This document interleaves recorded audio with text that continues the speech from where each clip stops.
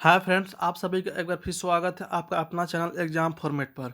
Friends, आज हम लोग नागपुरी भाषा साहित्य के महत्वपूर्ण टॉपिक नागपुरी लोक साहित्य का अध्ययन करेंगे।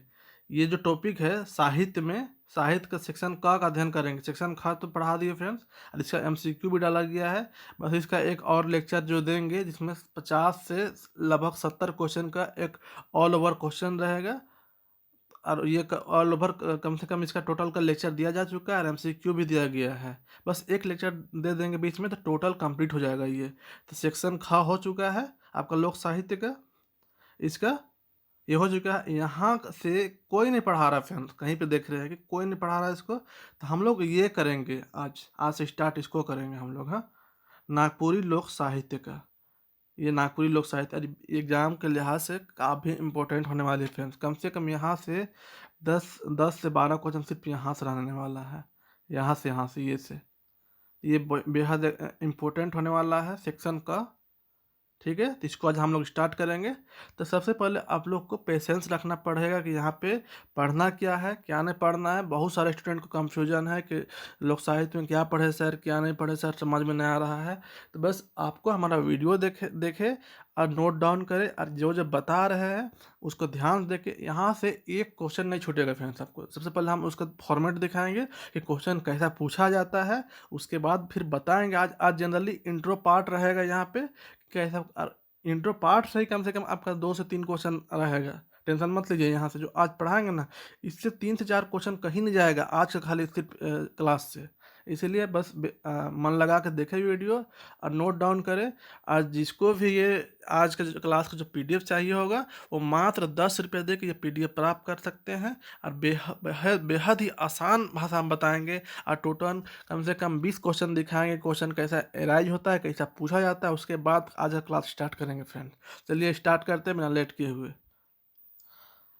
और हम अपने नए व्यूअर्स से बता देना चाहते हैं कि अगर आप नागपुरी भाषा साहित्य का चयन किए हैं तो आप बिल्कुल सही चैनल पे आए हैं। चैनल को पहले सब्सक्राइब करें और वीडियो को लाइक करें, और बाद बाकी जितना लेक्चर दिया हुआ है उसको पहले जाकर देखें, लिंक डिस्क्रिप्शन में दिया हुआ है। उसके बाद ये वीडियो लेक्चर देखें। और बता देना चाहते हैं अपने दोस्तों को हम कि नागपुरी लोक साहित्य को हम ऐसा करेंगे फ्रेंड्स कि यहाँ से एक क्वेश्चन छूटने वाला नहीं है। ये कम से कम आपका 5 से 6 लेक्चर में कंप्लीट कराएंगे इसको। थोड़ा इसका विस्तृत सिलेबस है। हम लोग को पता ही है कि नागपुरी लोक साहित्य का विस्तृत सिलेबस, इसलिए 5 से 6 लेक्चर में टोटल कंप्लीट हो जाएगा। और हम लोग मार्च फर्स्ट वीक में नागपुरी लोक साहित्य का टोटल कंप्लीट, पूरा नागपुरी का जो सिलेबस हम टोटल कंप्लीट कर देंगे मार्च फर्स्ट वीक में। उसके बाद इसका टेस्ट सीरीज स्टार्ट होगा। टोटल पानी पानी कर देंगे। कहीं से भी जैसे पूछे ना तो आप लोग बोलिएगा साला झुकेंगे नहीं साला, कहीं से ही आप पूछो क्वेश्चन। हाँ, इसलिए टेंशन मत लीजिए, नागपुरी की जिम्मेवारी मेरी है। आज से नागपुरी लोक साहित्य का स्टार्ट कर रहे हैं। 5 से 6 लेक्चर में ख़त्म कर देंगे, और ऐसा कर देंगे, इतना टेस्ट बनाएंगे, इतना क्वेश्चन देंगे इसका कि आपका मुंह में इसका आंसर रहेगा। चलिए देखते हैं सबसे पहले कि नागपुरी लोक साहित्य का क्वेश्चन कैसा रहता है। पहला क्वेश्चन हम लोग देखते हैं, इस टाइप से रहता है। इस इंट्रो पार्ट से ही जनरली 3 से 4 क्वेश्चन रहता है। देख सकते हैं कैसा क्वेश्चन है कि नागपुरी लोक साहित्य का क्षेत्र कैसन है, फैला हुआ है, समटा हुआ है, एकदम नख है, इकर में कोई न है। तो आप लोग को सब अभी क्लास कराएंगे, उसके बाद आप लोग देख सकते हैं, तो समझ में आ जाएगा सारा कि कैसा क्वेश्चन है, बनता है कि नहीं।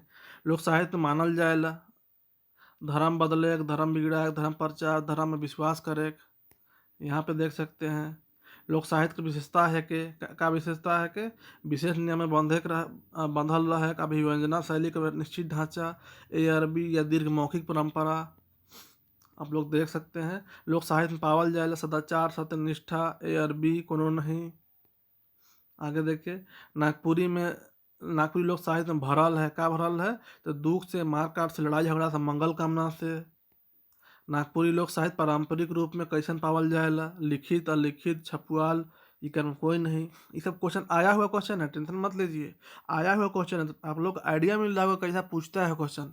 देख लीजिए, नागपुरी लोक साहित्य में भरमार है, स्थानीय भाषा का, संस्कृति का, अंग्रेजी का, सब कर। नागपुरी निश्चित धारा है कि का धारा है कि लोक साहित्य, शिष्ट साहित्य। और अभी जो पढ़ाएंगे ना डिटो वहीं से क्वेश्चन यहाँ पे उठाया गया है, तो ये भी ध्यान दीजिएगा। हाँ, और वहीं से उठाएगा क्वेश्चन, और डायरेक्ट क्वेश्चन का आंसर आप बनाइएगा। अभी पहले दिखाएंगे, उसके बाद पढ़ाएंगे। उसके बाद लोक साहित्य ग्राम साहित्य मायन है, कौन माना है, त्रिवेणी, भुवनेश्वर अनुज जी, राम नरेश त्रिपाठी। आगे देखिए लोक साहित्य का आधार मानल जाएला किसको, तो विज्ञान के, गणित के, धर्म के या सब के।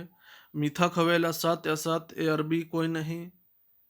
वेद में पहली कौन रूपे पावल जाएला, ब्रह्मा वाक्य में, ब्रह्मोदय में, ब्रह्मो साप में या कोई नहीं। देख सकते हैं ना, समझ में आ जा रहा होगा कि ऐसा ऐसा क्वेश्चन है। चलिए स्टार्ट करते हैं, पहले देखते हैं हम लोग। ऐसा आप लोग देख सकते हैं कि लोक साहित्य की संपत्ति है कि लोक साहित्य मुख्य रूप कई किस्म से पावल जाएला। नागपुरी लोक साहित्य, नागपुरी लोक साहित्य में पावल जाएला का आप भी आप देख सकते हैं। तो चलिए यही सब क्वेश्चन आपका एराइज किया हुआ है, तो ऐसे ही क्वेश्चन पूछेगा फ्रेंड्स। ठीक है, चलिए हम लोग स्टार्ट करते हैं। आज का ये लेक्चर विस्तृत रूप से देखना पड़ेगा, इसलिए थोड़ा पेशेंस रखिएगा। वीडियो थोड़ा बहुत लंबा भी हो सकता है और 4 से 5 पार्ट में इसका आएगा वीडियो। चलिए तो स्टार्ट करते हैं फ्रेंड्स। हाँ तो फ्रेंड्स, सबसे पहले हम लोग देखते हैं कि लोक साहित्य के बारे में हम लोग समझते हैं कि लोक साहित्य होता क्या है। इसी को आज हम लोग को पढ़ना है। सबसे पहले देखते हैं कि साहित्य होता क्या है। तो साहित्य का 2 पार्ट होता है, एक लोक साहित्य होता है, एक शिष्ट साहित्य या जिसको मौलिक साहित्य बोला जाता है। ठीक, साहित्य।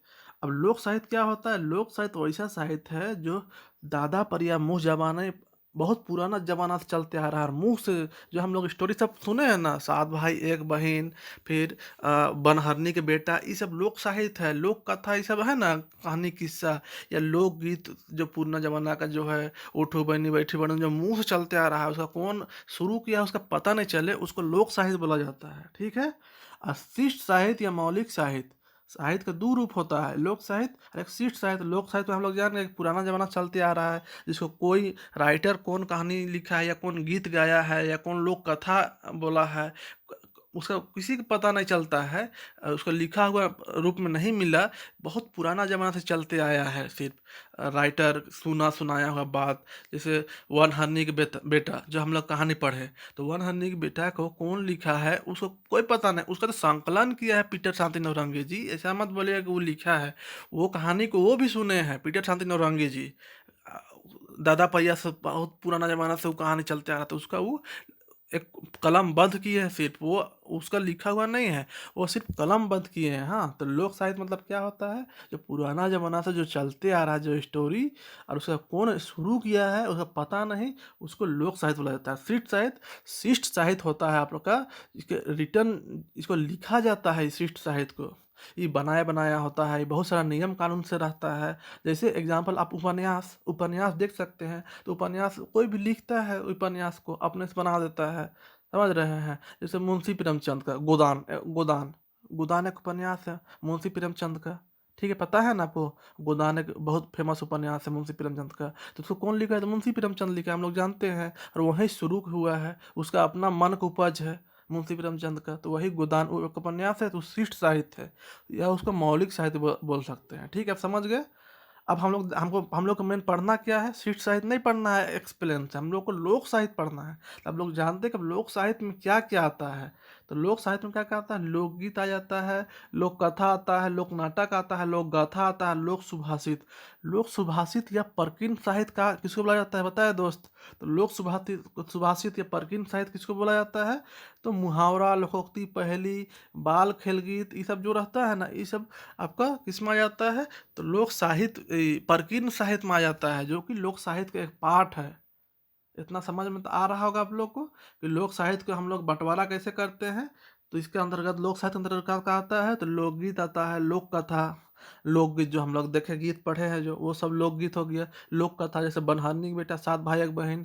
लोक नाटक जो नाटक उटक जो पुराना जमाना का जो है वो नाटक। लोक गाथा, अब लोक गाथा किसको बोला जाता है? तो गाथा होता है, वीर रस में लिखा जाता है गाथा। कोई स्टोरी है ना जो वीरता वाला स्टोरी है, कोई वीरता वाला स्टोरी, उसको एक गीत के माध्यम से बयान करना ना लोक गाथा होता है। गीत के माध्यम से रहता है लोक गाथा। हाँ, और परकिन साहित्य जैसे बुझवेल बुझवेल का जन्म कब हुआ, पहेली कब हुआ, इसमें कितना भाग में पहेली है, कितना भाग में ये है, कौन सा जनजाति शादी ब्याह में पहेली बुझाता है, तो वो सबको इसमें पढ़ना है। इसमें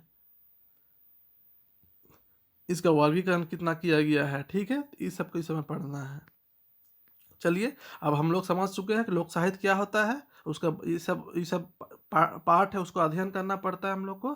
ठीक है, आगे देखते हैं हम लोग नागपुरी लोक साहित्य। अब अब नागपुरी लोक साहित्य को हम लोग देखते हैं। अब लोक साहित्य तो हम लोग जान गए, नागपुरी लोक साहित्य। अब नागपुरी लोक साहित्य मोटा मोटी क्या घुसा हुआ रहता है उसको जानते हैं, हाँ। जैसे ये लोक साहित्य हो गया, ठीक, ये नागपुरी लोक साहित्य हो गया। अब टोटली नागपुरी लोक साहित्य है, अब उसके अंतर्गत हम इसको बांट दिए हैं। तो इतना भाग मोटा मोटी, सबसे अधिक भाग आपका लोकगीत समाहित कर लेता है, परकीन साहित्य हो गया, लोक कथा हो गया, लोक गाथा हो गया, लोक नाटक हो गया, ये सब मिल के नागपुरी लोक साहित्य बनाता है फ्रेंड्स। ठीक है, समझ में आ गया होगा आपको। स्क्रीनशॉट लेना होगा तो ले सकते हैं। ठीक है, इतना समझ गए नागपुरी लोक साहित्य का ये सब है। उसको बंटवारा हम कैसे किए उसको देख लिए। चलिए आप स्टार्ट करते हैं इसका विस्तृत अध्ययन। ठीक है, तो इसमें आज हम लोग सब लोग पास देखते हैं कि कोट्स कौन राइटर क्या बोला है। ये इससे कम से कम 2 से 3 क्वेश्चन रहता है, और हम चाहते हैं कि आपसे एक क्वेश्चन भी नहीं छूटे। ठीक है, तो इसलिए आज हम लोग स्टार्ट करते हैं इसका शुरुआत से। हाँ, बस पेशेंस रखिएगा, 3 से 4 लेक्चर आपको देंगे, उससे ज़्यादा नहीं देंगे, 4 से 5 लेक्चर। ठीक है, हम लोग स्टार्ट करते हैं।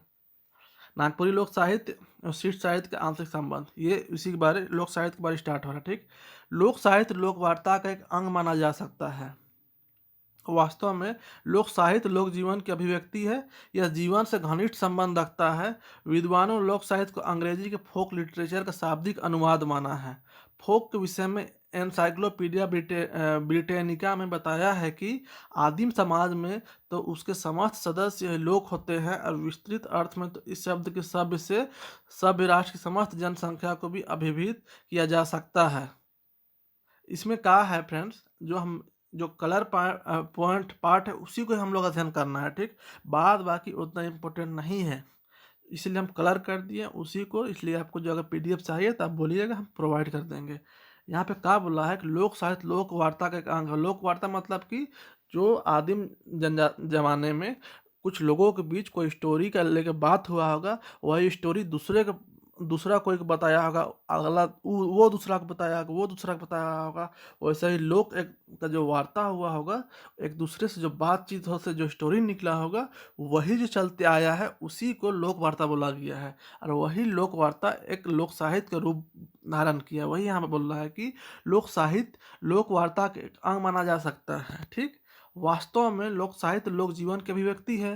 बिल्कुल, वास्तव में लोक साहित्य जो है, जो लोक जीवन में जो जो कुछ हुआ है, जो सुना है, जो बीता है, वो उसी को अभिव्यक्त किया गया है, वही लोक साहित्य है। जो पुराना जमाना में किसी को कोई कुछ अनुभव कोई आदमी बताया होगा, वही विस्तृत रूप से फैलते फैलते ये इसको बताया, ये उसको बताया, उसके साथ तो वही एक कथा के रूप में बन गया। या कोई चीज़ हुआ, मान लीजिए कोई कहावत, तो कोई आदमी कोई चीज़ को कोई वर्ड को नहीं बोलने सक रहा है, ठीक, और किसी को शॉर्ट माध्यम से घुमा के बोल दिया, तो वही कहावत बन गया। और वही कहावत अभी तक पहुंच गया, तो लोक साहित्य के रूप में अभी हम लोग के पास है वो। ठीक है, यह जीवन में घनिष्ठ संबंध रखता है। विद्वानों लोक साहित्य को अंग्रेजी के फोक लिटरेचर के शाब्दिक अनुवाद माना है। तो पूछ सकता है कि फोक लिटरेचर को किसका शाब्दिक अनुवाद माना गया है, फोक लोक साहित्य को या हिंदी साहित्य को, इस टाइप से पूछ सकता है। ठीक, फोक के विषय में एनसाइक्लोपीडिया ब्रिटानिका में बताया है कि आदिम समाज में तो उसके समस्त सदस्य ही लोक या फोक होते हैं, और विस्तृत अर्थ में तो इस शब्द से शब्द राष्ट्र की समस्त जनसंख्या को भी आवाहित किया जा सकता है। कहने का मतलब यहाँ है कि फोक मतलब होता है आम जन, ठीक है, लोक मतलब होता है आम जन, हाँ, आम लोग पूरा। तो इंसाइक्लोपीडिया में क्या बताया है कि आदिम समाज में, मतलब पुराने जमाने के समाज में, समस्त लोग तो फोक होते थे, समस्त लोग तो आम जन एक ग्रुप में बंधा हुआ करते थे, उसी के बारे में बात किया है। और यहाँ पे और कुछ नहीं है।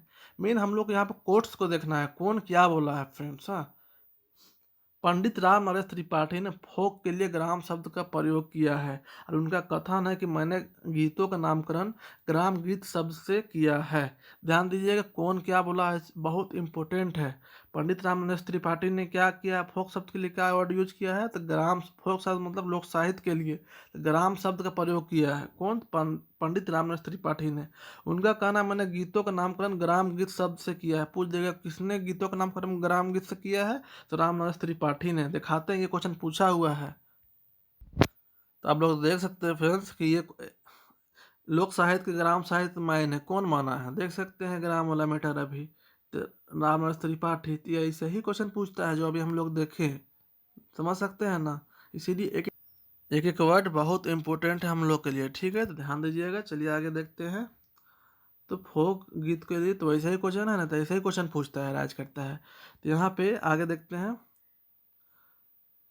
ग्राम शब्द शब्द से किया है, क्योंकि गांव गीतों की संपत्ति है, शहरों में तो ये प्रवासी है, जन्म नहीं है, इसलिए उन्हें ग्राम गीत शब्द प्रयोग किया है। ये क्या बोलता है, इसका कहने का मतलब है, राम नरेश त्रिपाठी है उस वो बोल रहे हैं कि जो है फोक के लिए वो ग्राम शब्द का प्रयोग किया है। ग्राम शब्द इसलिए वो माने हैं कि इसका उत्पत्ति गांव से ही हुआ है।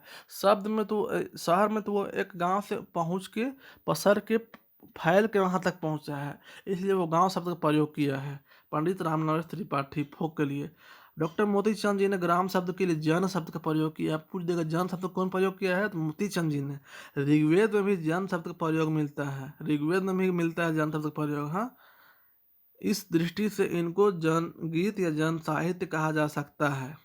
डॉक्टर नामवर सिंह ने कहा है, जन साहित्य औद्योगिक क्रांति से उत्पन्न समाज व्यवस्था की भूमिका में प्रवेश करने वाले सामान्य जन का साहित्य है। ये क्वेश्चन में पूछा गया है फ्रेंड कि किसने कहा है कि ये जन साहित्य औद्योगिक क्रांति से उत्पन्न समाज व्यवस्था की भूमिका में प्रवेश करने वाले सामान्य जन का साहित्य है, किसने कहा है? ऐसे पूछा है, ये पूछा हुआ क्वेश्चन डॉक्टर नामवर सिंह ने पूछा बोला है। हाँ, नेक्स्ट देखते हैं हम लोग। लोक साहित्य यहाँ जनता के लिए, जनता के ही द्वारा रचित साहित्य है। कहने का मतलब है कि ये पब्लिक के लिए जो लोक साहित्य जो रचा जो निकला है, तो जनता से ही निकला है, जनता के द्वारा ही फैला पसरा है, उसी को लोक साहित्य बोला जाता है। और जनता ही इसका रचित किया है, कोई स्पेशल कोई पार्टिकुलर आदमी कोई नहीं रचा है इसको। हाँ, कोई जनता ही के द्वारा से ही निकला है। हाँ, वो हमें बताना चाह रहा है। वह जन साहित्य जनता के लिए व्यक्ति के द्वारा रचित साहित्य है, मतलब पब्लिक के द्वारा ही रचा गया है और उसी के द्वारा ये उत्पत्ति हुआ है पब्लिक से, ना कि कोई स्पेशल आदमी को कोई माइंड का ये उपज है। हाँ, वो बता रहा है। लोक साहित्य भी व्यक्तियों द्वारा ही रचा जाता है, व्यक्ति द्वारा ही रचा जाता है, परंतु वह रचयिता व्यक्ति अपने संपूर्ण श्रोता समाज का प्रतिनिधित्व होता है। बता रहा है कि यहाँ पे कोई सिंगल आदमी नहीं इसका रिटर्न किया है, बल्कि ये एक समाज से निकल कर आया है, पूरा समाज का ही प्रतिनिधित्व करता है, यहाँ पे ये बोल रहा है। आगे हम लोग देखते हैं, डॉक्टर कुंज बिहारी दास का कहना है कि लोकगीत उन लोगों की अनायास प्रवाहात्मक अभिव्यक्ति है जो सुसंस्कृत तथा सुसभ्य प्रभाव से बाहर कम या अधिक रूप में आदिम अवस्था में निवास करते हैं। तो ये कोट से इसको याद कर लीजिएगा, कौन ऐसा बोला है, माइंड बैठाइएगा, याद करना जरूरी नहीं है जी, माइंड बैठाइएगा ना कि कौन किसको बोला है इस टाइप से। हाँ, और यहाँ से 3 से 4 क्वेश्चन रहता है हर एग्जाम में, जितना एग्जाम हुआ ना जैसे में, तो लोक साहित्य से कोट से ही डालता है। कोट से मतलब कि कौन क्या बोला है, ठीक है। तो कुंज बिहारी क्या बोला है, तो लोकगीत उन लोगों के जीवन की अनायास प्रवाहात्मक अभिव्यक्ति है जो सुसंस्कृत तथा सुसभ्य प्रभाव से बाहर कम या अधिक रूप में आदिम अवस्था में निवास करते हैं। बता रहा है कि लोकगीत, अब लोकगीत को ये बता रहा है, लोकगीत भी तो आता है लोक साहित्य में ना, तो बता रहा है कि लोकगीत वो लोगों की एक अनायास अभिव्यक्ति है, मतलब दिल का जो निकला हुआ बात है, जो कि आदिम जमाने में रहा करते थे और उनके साथ कुछ बीता हो, उसी को एक लयबद्ध निकाल दिए हैं। तो वही लोकगीत को ये कुछ बिहारी जी अपना तर्क प्रस्तुत कर रहे हैं कि लोकगीत को ये क्या माने हैं। हाँ, इसको लख ले लीजिएगा, नोट डाउन कर लीजिएगा। नेक्स्ट देखते हैं, डॉक्टर वासुदेव शरण अग्रवाल क्या कहते हैं, तो लोक हमारे जीवन का महासमुद्र है, इसमें भूत भविष्य वर्तमान सभी कुछ संचित रहता है। लोक राष्ट्र का अमर स्वरूप है, लोक संबंधी सभी ज्ञान और अध्ययन में सब शास्त्रों का पर्यावसान है। अर्वाचीन मानव के लिए लोक सर्वोच्च प्रजापति है। यहाँ भी वो बता रहा है कि यह लोक हमारे जीवन का महासमुद्र है, मतलब लोक मतलब क्या होता है, जनमानस, पब्लिक को लोक बोला जाता है। तो लोक महासमुद्र है, बिल्कुल है। लोक आदमियों का मतलब समाज कितना बड़ा है जी, पूरा दुनिया के समाज को लोग तुम मान सकते, सॉरी आप लोग मान सकते हैं, पूरा दुनिया का जितना समाज है टोटल को, तो एक समुद्र के माफिक हुआ ना, उसी के बारे में बता रहा है। डॉक्टर वासुदेव शरण अग्रवाल का बोले तो उसको भी ध्यान में रखिएगा। नेक्स्ट देखते हैं हम लोग, डॉक्टर सत्येंद्र लोक के बारे में क्या बोला है।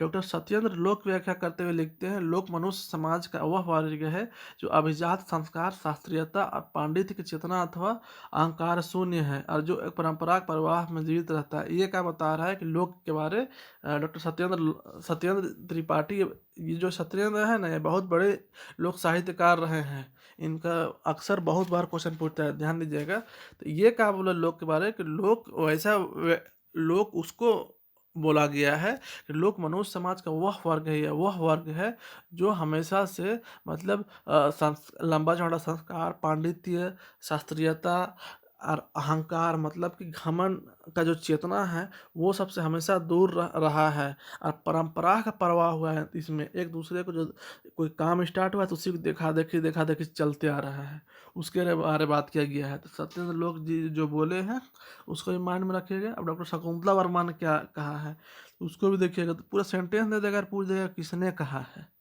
ठीक है, तो हम लोग चाहते हैं अभी टेंशन मत लीजिए, क्वेश्चन मारिएगा, सेट उतारेंगे, उस टाइम टोटल कंप्लीट हो जाएगा आपका। ठीक है, तो डॉक्टर शकुंतला वर्मा ने क्या कहा, वास्तव में हमारे लोक साहित्य संस्कृति की उच्चतम भावनाओं को अपनी अपरिष्कृत भाषा में संजोकर रखता है। ये शकुंतला वर्मा ने ही बोला है। ठीक। और सत्येंद्र ने लोक साहित्य परिभाषा किस प्रकार से दिया है, तो लोक साहित्य के अंतर्गत वह समस्त बोली भाषागत अभिव्यक्ति निवास करती है जिसमें आदि मानव का अवशेष उपलब्ध हो। वो लोक साहित्य को क्या क्या माने हैं सत्येंद्र जी, तो जिसमें आदि मानव का अवशेष उपलब्ध हो, मतलब पुराना जमाना का पता चले कि पुराना जमाना का बात हुआ हो, परंपरागत मौखिक क्रम से उपलब्ध बोली और भाषागत अभिव्यक्ति हो, परंपरागत बहुत पुराना जमाने का जो बोली समाहित हो उसमें उसको माना है, और लोक मानस के सामान्य तत्वों से युक्त हो। मतलब लोक मानस मतलब कि लोक जो पब्लिक है उसका जो सामान्य तत्व है, कॉमन जो फैक्ट है वो उसमें इंक्लूड हो, उसको ही अपना परिभाषा माना है लोक साहित्य का डॉक्टर सत्येंद्र। आगे देखते हैं, डॉक्टर सत्येंद्र ने मानस शब्द का प्रयोग वाई एम सोकोलोव की रसन फॉर लोकन नामक पुस्तक में प्रयुक्त संस्कृति शब्द के स्थान पर किया है। अब पूछ देगा कि डॉक्टर सत्येंद्र ने अपना मानस वर्ड का प्रयोग कहाँ किया है, तो सोकोलोव की रसन फॉर इसमें है, संस्कृति वर्ड के जगह में किया है। ठीक है, यहाँ पे और ज़्यादा कुछ नहीं है। आगे देखते हैं, तो ये चीज़ को ध्यान दीजिएगा, ये बेहद इंपॉर्टेंट है।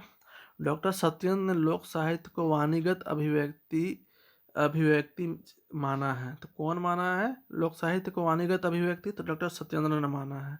ये बेहद इंपॉर्टेंट है, इसको 3 बार पूछा गया है क्वेश्चन को। ठीक है, नेक्स्ट हम लोग देखते हैं, यहाँ पे भी दिया है, व्यक्ति चाहे वह कितना भी सभ्य क्यों ना हो उसके अंतर अंदर कहीं न कहीं आदिम संस्कार निश्चित रूप से मिलेंगे, और इस तरह आदिम मानव से लोक वार्ता और लोक साहित्य का घनिष्ठ संबंध है। इन दोनों के बीच संबंध बता रहा है, तो इन लोग दोनों के बीच, तो लोक वार्ता और लोक साहित्य के बीच संबंध है। ठीक है, आदि मानव का। ठीक है, तो यहाँ पे देखिए फ्रेंड्स, यहाँ पे है हम लोग इंट्रो देख रहे हैं, इससे मात्र 2 से 3 क्वेश्चन रहेगा। ठीक है, तो हम लोग चाह रहे कि वो भी नहीं छूटे। क्यों छूटेगा, बाद बाकी तो हम लोग देखेंगे है कि लोक साहित्य का कितना प्रकार है, नागपुरी लोक साहित्य कितना प्रकार का है होता है, नागपुरी लोक साहित्य ये साहित्य किसके अंतर्गत आता है, वो सब देखेंगे। वो सब बहुत आसान वे में हम लोग देखेंगे, बस थोड़ा सा टफ है, टफ पार्ट यही है, तो इसको 1-2 बार करके आप लोग देखिएगा और इसका नोट डाउन करिए कौन क्या बोला है। तो बस आज हम व्यू बता दे रहे हैं कि क्वेश्चन कैसा एराइज किया जाता है, और यहाँ से 2 से 3 क्वेश्चन रहता है, तो हम चाहते हैं कि ये भी नहीं छूटे, इसीलिए ये सेक्शन करा रहे हैं। ठीक, चलिए आगे देखते हैं हम लोग। आगे देखते हैं, डॉक्टर हजारी प्रसाद द्विवेदी ने लोक साहित्य परिभाषा देते हुए लिखा है, क्या बोले हैं हजारी प्रसाद द्विवेदी, ये बहुत बड़ा राइटर थे। ऐसा मान लिया जा सकता है कि जो चीज़ें लोकचित्त से सीधे उत्पन्न होकर सर्वसाधारण को आंदोलित, चालित और प्रभावित करते हुए ही लोक साहित्य, लोक शिल्प, लोकनाट्य, लोक कथानक आदि नाम से पुकारी जा सकती है। ये क्या बोल रहा है कि ऐसा माना जा सकता है कि जो लोकचित्त से सीधे उत्पन्न होकर, मतलब कि पब्लिक के बीच से सीधे उत्पन्न होकर आम जनता को आंदोलित करे, मतलब उसका फीलिंग्स का अनुभव कराए, उसको आम जनता को प्रभावित करे, उसी को लोक साहित्य बोल सकते हैं, लोक शिल्प बोल सकते हैं, लोक नाट्य बोल सकते हैं, लोक कथा बोल सकते हैं। कौन बोला है, तो डॉक्टर हजारी प्रसाद द्विवेदी बोला है। हाँ, आगे हम लोग देखते हैं, धीरेन्द्र वर्मा ने लोक साहित्य परिभाषा देते हुए वो ये क्या बोले हैं, तो वास्तव में लोक साहित्य वह मौलिक अभिव्यक्ति है जो भले ही किसी व्यक्ति ने गढ़ी हो पर आज जिसे समान लोक समूह अपना सकता है, ये बोल रहा है। तो धीरेन्द्र वर्मा ने क्या बोले हैं, तो लोक लोक साहित्य परिभाषा देते हुए क्या बोले हैं, तो वास्तव में लोक साहित्य वह मौलिक अभिव्यक्ति है। मौलिक अभिव्यक्ति मतलब कि जो एक इसमें कोई मिलावट नहीं है, किसी के दिल से कोई बात, कोई फीलिंग्स, कोई अनुभव, कुछ देखा, कोई जाना चीज को कोई बक दिया, उसी को मौलिक अभिव्यक्ति बोला जाता है। तो एक वो ऐसे भी पकड़ सकते हैं धीरेन्द्र वर्मा, तो मौलिक अभिव्यक्ति वाला सेंटेंस जहाँ आएगा उसको धीरेन्द्र वर्मा ने लिखा है, ऐसा भी याद करने का कोई तरीका है। ठीक, तो ऐसा भी याद कर सकते हैं। आगे देखते हैं हम लोग। लोक साहित्य परंपरा प्राप्त साहित्य है। बिल्कुल, लोक साहित्य परंपरा प्राप्त मतलब पुराना जमाना से प्राप्त साहित्य है। इससे हमारे पुराने इतिहास की कड़ियाँ जुड़ती है। क्वेश्चन बहुत बार पूछा है कि लोक साहित्य से क्या चीज़ का पता चलता है, तो इतिहास का पता चलता है, परंपरा का पता चलता है, समाज का पता चलता है। तो सबका पता चलता है, समाज का पता चलता ही है, परंपरा का पता चलता है, इतिहास इतिहास देख रहे हैं ना, इससे हमारा इतिहास की पुराने कड़ियाँ जुड़ती है। तो ये क्वेश्चन पूछा गया है कि क्या पता चलेला ये लोक साहित्य से, तो इसीलिए ध्यान देते चलिएगा। मनुष्य की मानस ग्रंथियों पर प्रकाश पड़ता है, सामाजिक विकास के स्तरों को समझने में मदद मिलती है। ठीक है, बहुत ज़्यादा इंपॉर्टेंट नहीं, बस यहीं पे ये पॉइंट इंपॉर्टेंट है कि इतिहास का भी पता चलता है। आगे देखते हैं। श्री राहुल सांस्कृत्यायन की मान्यता है कि किसका, श्री राहुल सांस्कृत्यायन, लोक साहित्य के पीछे शिष्ट साहित्य की एक तरह की लंबी परंपरा है। लोक साहित्य के पीछे शिष्ट साहित्य की तरह, शिष्ट साहित्य की तरह ही, शिष्ट साहित्य मतलब लिखा हुआ साहित्य, उसकी तरह ही एक लंबी परंपरा है जो शिष्ट साहित्य की कहीं अधिक बड़ी है और अविच्छिन्न चली आई है। ठीक है, तो लोक साहित्य शिष्ट साहित्य की तरह ही एक प्रोसेस से हुआ है। कौन बोला है? श्री राहुल संस्कृत्यायन। तो ऐसे करके याद करिएगा। हाँ, कोई एक पॉइंट बना दीजिएगा। अब यहाँ पे एक और पॉइंट दिया है, शिष्ट साहित्य भी बल्कि लोक साहित्य की उपज है। तो एक क्वेश्चन पूछा गया है कि लोक साहित्य का, शिष्ट साहित्य किसका उपज है? आधुनिक साहित्य का, लोक साहित्य का, अंग्रेजी साहित्य से। शिष्ट साहित्य किसका उपज है? तो लोक साहित्य का। ये क्वेश्चन पूछा हुआ है। ठीक, तो ऐसे ही पूछता है। नेक्स्ट देखते हैं। लोक शब्द की प्राचीनता के संबंध में ऋग्वेद के इस मंत्र से स्पष्ट हो जाता है। ये दिया हुआ है तो पूछ दिया है, एक आध बार ऋग्वेद से भी क्वेश्चन डाला है लोक साहित्य में। तो मैं भी ये भी पूछ सकता है कि कौन सा किताब में लोक शब्द के बारे में वर्णन किया गया है? तो ऋग्वेद में वर्णन किया गया। हाँ, आगे देखते हैं हम लोग। लोक साहित्य का क्षेत्र, तो लोक साहित्य का क्षेत्र बहुत ही व्यापक और विस्तृत है। ठीक है, हम लोग शुरू ही देखे, हम लोग यही क्वेश्चन देखे थे ना, लोक साहित्य का क्षेत्र कैसन है? तो व्यापक का विस्तृत पढ़े ना, अभी हम लोग बहुत व्यापक का विस्तृत है, तो फैलल है, समतल है, एकदम न है, इकर में कोई नहीं। तो कौन आंसर हो जाएगा? व्यापक और विस्तृत मतलब फैला हुआ है। पूछा वो क्वेश्चन है, तो ऐसे ही क्वेश्चन पूछता है। देखिए कितना शॉर्ट में कितना छोटा पॉइंट लेकर उसको क्वेश्चन बना के पूछा है। लोक साहित्य का क्षेत्र बहुत व्यापक विस्तृत है, फैला हुआ है। बिल्कुल, जनसाधारण का रोना गाना रोना गाना, हंसना खेलना कूदना नाचना सभी इसके अंतर्गत आते हैं। जनसाधारण मतलब आम मानस का, आम जनता का, रोना गाना हंसना खेलना ये सब टोटल लोक साहित्य के अंतर्गत सिमट जाता है, इतना विस्तृत है। पुत्र जन्म से लेकर मृत्यु पर्यंत मानव सभी संस्कार के अवसरों पर गाए जाने वाले लोकगीत, लोकगीत साहित्य की मूल्यवान धरोहर है। पैदा होने से लेकर मरने तक का जितना प्रोसेस है, जिस हर टाइम में जो संगीत लोग गाया जाता है, सारा चीज सब साहित्य का ही धरोहर है। आगे देखते हैं। यहाँ पे इस तरह लोक साहित्य का क्षेत्र व्यापक हो जाता है, पता चल रहा है ना। यही क्वेश्चन पूछा भी है। शिष्ट साहित्य तो लिपिबद्ध हो चुका है, मतलब कि कलमबद्ध हो चुका है, मतलब लिखा जा चुका है शिष्ट साहित्य को, उसको शिष्ट साहित्य बोला जाता है। जैसे उपन्यास ही लिखा हुआ है ना जी, इसका राइटर कौन है वही पता चलता है, वही बोल रहा है। उसे बड़े ही आदर के साथ देखा जाता है, शिष्ट साहित्य को बहुत इज्जत के साथ देखा जाता है। लोक साहित्य को इज्जत कम मिलता है, ये भी जान लीजिए। और शिष्ट साहित्य मतलब कि साहित्य को, जैसे मुंशी प्रेमचंद का गोदान, या फिर आपका चेतन शर्मा का जो किताब है, बहुत सारा बुक है उसका, उपन्यास लिखा हुआ चेतन शर्मा का, वो सब जैसे 3 इडियट, वो चेतन शर्मा का एक बुक के ऊपर बना है, उपन्यास के ऊपर बना है मूवी। तो वो सबका जो शिष्ट साहित्य का जो बुक होता है, उसको बहुत मतलब अच्छा नज़र से देखता है, उस उपन्यास को, उपन्यास पढ़ते हैं, बहुत अच्छा माना जाता है। शिष्ट साहित्य को थोड़ा हीन भावना से देखा जाता है, वो बता रहे हैं यहाँ पे। हाँ, उसे बड़े ही आदर के साथ देखा जाता है, किसको? शिष्ट साहित्य को, उपन्यास वाला ग्रुप को। हाँ, लोक साहित्य के अंतर्गत किन किन विषयों का समावेश किया जाना चाहिए, इस संबंध में डॉक्टर वासुदेव शरण अग्रवाल ने लिखा है। किसके अंतर्गत क्या क्या आना चाहिए, उसको क्या क्या बोला है वासुदेव शरण अग्रवाल ने? हमारे इतिहास में जो भी सुंदर तेजस्वी तत्व है, जो लोक में कहीं ना कहीं सुरक्षित है, उसको वो बोल रहा है। हमारे कृषि अर्थशास्त्र ज्ञान साहित्य कला के नाना स्वरूप, भाषा और शब्दों के भंडार, जीवन के आनंदमय पर्वोत्सव नृत्य संगीत कला वार्ताएं सभी कुछ भारतीय लोक में ओतप्रोत है। ये टोटल को इंक्लूड करने बोल रहे हैं। अर्थशास्त्र ज्ञान साहित्य कला नाना स्वरूप का जितना तरह का कला है, तरह-तरह की जो कला है ना वो भाषा, फिर पर्वोत्सव, गीत, नृत्य, संगीत टोटल चीज़ इसी इसी के अंतर्गत वो शामिल करने का ये डॉक्टर वासुदेव शरण इसका तर्क है। हाँ, ठीक है? ये भी क्वेश्चन बन सकता है कि कौन इसे तर्क माना है। आगे देखते हैं, पंडित रामनाथ त्रिपाठी ने लोक साहित्य को ग्राम साहित्य माना है। ये क्वेश्चन जो हम दिखाए थे तभी डायरेक्ट देखते हैं। डिट्टो यही क्वेश्चन है ना फ्रेंड्स, यही क्वेश्चन लोक साहित्य ग्राम साहित्य माने हैं तो कौन? डॉक्टर रामनाथ त्रिपाठी। यही क्वेश्चन ना अभी हम लोग देखे कि लोक साहित्य तो ग्राम साहित्य मायन है तो कौन? तो रामनाथ त्रिपाठी। बिल्कुल, तो ऐसा ही क्वेश्चन ऐसा ही पूछता है तब कि रामनाथ त्रिपाठी ने लोक साहित्य को ग्राम साहित्य माना है, कौन माना है? तो रामनाथ त्रिपाठी।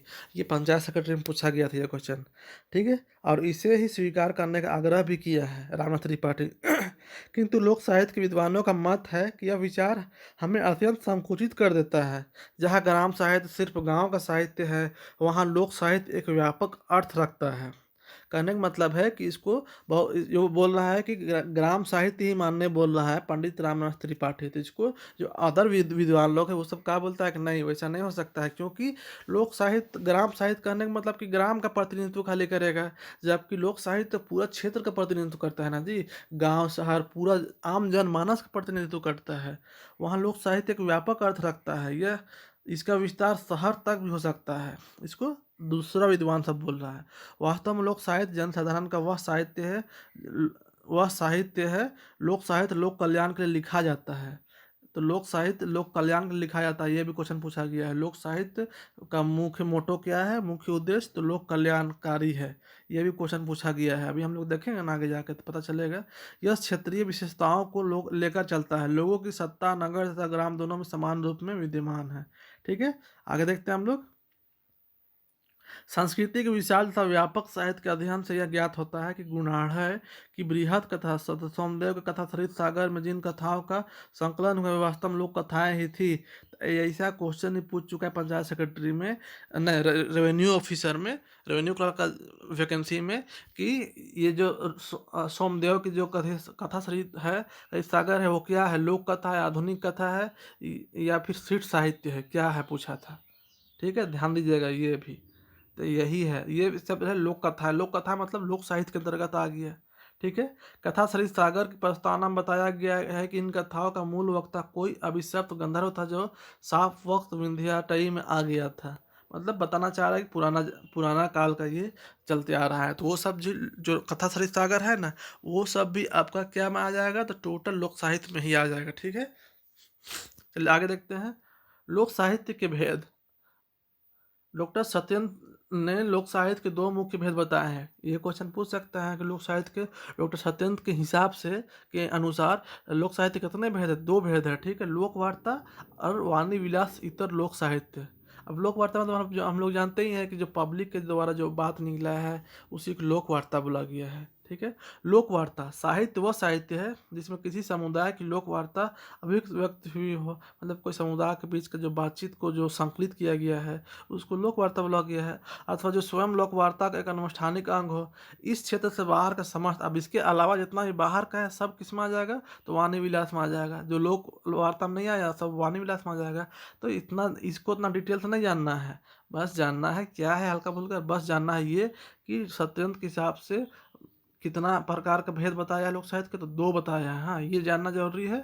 दो भेद बताया है सत्येंद्र सत्येंद्र और क्या किया? तो लोक वार्ता और वाणी विलास वाला। ठीक, ये ध्यान दीजिएगा। आगे देखते हैं। अब कुंद